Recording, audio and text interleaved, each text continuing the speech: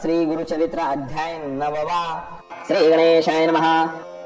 ऐकोनी सिद्धाचे वचन नाम धारक करी नमन विनवतसे कर जोडून भक्ती भावे करोनिया. श्रीपाद कुरवपुरी असता पुढे वर्तली कैसी कथा विस्तारुणी सांग आता कृपामूर्ती दातारा. सिद्ध म्हणे नामधारका पुढे जाहले अति कवतुका तया ग्रामी रजक एका सेवक झाला श्री गुरुचा. नित्य श्रीपाद गंगेसी येती विधिपूर्वक स्नान करीती लौकिक व्यवहार संपादित्यादी त्रयमूर्ती आपण. ऐसे एके दिवशी श्रीपाद येती स्नानासी गंगावाही दाहे दिशी मध्ये असती आपण देखा. तया गंगा तटाकात रजक असे वस्त्रे धूत नित्य येऊनी असे निमित्त श्रीपाद गुरु मूर्तीसी. नित्य त्रिकाळ येऊनिया दंड प्रणाम करुनिया नमन करी अति विनया मनोवाक्काय करमी. श्रीपाद म्हणती रजकासी काळी नित्य कष्टतोसी तुष्टलो मी तुझे भक्तीसी सुखे राज्य करी म्हणती. ऐकता श्री गुरुचे वचन गाठी पालवी बांधी शकून विनवतसे कर जोडून सत्य संकल्प श्री गुरुमूर्ती. रजक सांडे संसार चिंता सेवक झाला एक चित्ता दुरुनी करी दंडवता मठा गेलिया येण्याची परी. ऐसे बहुत दिवसांवरी तो रजक सेवा करी अंगण झाडी प्रोक्षी वारी नित्य नेम येणे विधी. असता एके दिवसी देखा वसंत ऋतू वैशाखा क्रीडा करीत नदी तटाका आला राजा म्लेच्छ एक. स्त्रिया सहित नावेत आपण अलंकृत आभरण क्रीडा करीत गंगे मधून येता त्याने देखिला सर्व दळ दोन्ही थडी अमित असती हत्ती घोडी विरविता ती रत्नकोडी अलंकृत सेवक जन. ऐसा गंगा प्रवाहात राजा आला खेळत नाना वाद्ये असे गरजत सवे येती थडीसी. रजक होता नमस्कारित शब्दे झाला दुश्चित असे गंगेत अवलोकित समारंभ राजयाचा. विस्मय करी मानसी जन्मोनिया संसारासी न देखले सौख्यासी पशु समान देह आपुला. धन्य राजयाचे जिणे ऐसे सौख्य भोगणे स्त्रिया वस्त्रे अनेक भूषणे कैसा भक्त ईश्वराचा. कैसे याचे आर्जव फळले कवण देव आराधले कैसे श्री गुरु असती भेटले मग पावला ऐशी दशा. ऐसे मनी चिंतित करीत असे दंडवत श्रीपादराय कृपावंत ओळखिली त्याची मनवासना. रजक म्हणे स्वामी आसी देखले दृष्टीने रायासी संतोष जाहला मानसी केवळ दास श्री गुरुचा. तपे आराधुनी देवासी पावला ऐशे अवस्थेसी म्हणून चिंतितो मानसी कृपामूर्ती दातारा.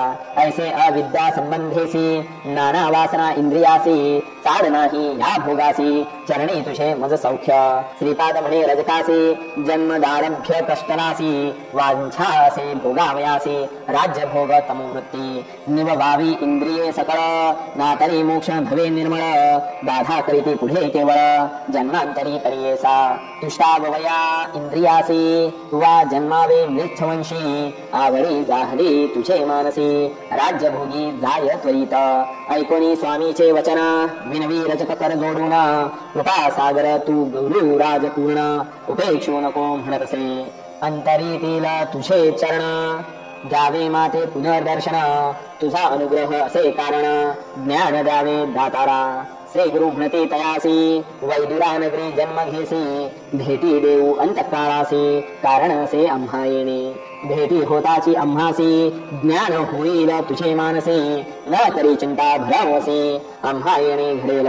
आणि कार्य कारणेसी अवतार होऊ परियेसी वेश धरोणी संन्यासी नाम नरसिंह सरस्वती. ऐसे तया संबोधुनी निरोप देती जाई म्हणूनी रजक वागला तिये चरणी नमन करीतसे तयावेळी. देखुनी श्री गुरु कृपामूर्ती रजकासी जवळी पाचारिती इह भोगीसे किंवा पुढते राज्य भोग मज सांग. रजक विनवीत श्रीपादासी झालो आपण अपर वयासी भोग भोगीन बाळाभ्यासी यौवन गोड राज्य भोग. ऐकोनी रजकाचे वचन निरोप देती श्रीपाद आपण त्वरित जाई रे म्हणून जन्मांतरी भोगी म्हणती. निरोप देताची तये वेळी तजिला प्राण तात्काळी जन्म झाला म्लेच्छ कोळी वैदुरा नगरी प्रख्यात. ऐसी रजकाची कथा पुढे सांगेन विस्तारता सिद्ध म्हणे नामधारका ताता चरित्र जाहले पुढे आणिक.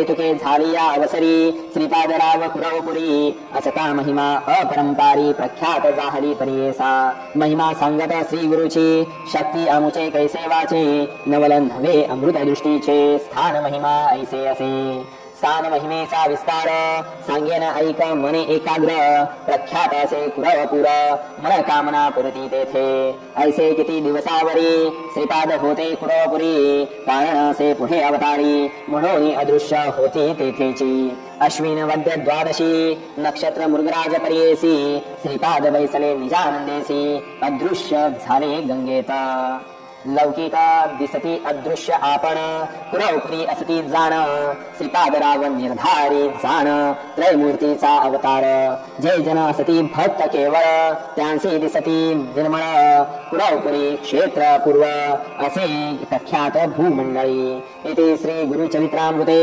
परमकथा कल्पत्तरो श्री नरसिंह सरस्वती आख्याने सिद्ध नाम धारक संवादे रजक वर प्रदानं तथा श्रीपाद निजानंद गमनम नाम नवमोऽध्यायः श्री गुरुदत्तात्रेयार्पणमस्तु श्री गुरुदेव दत्त।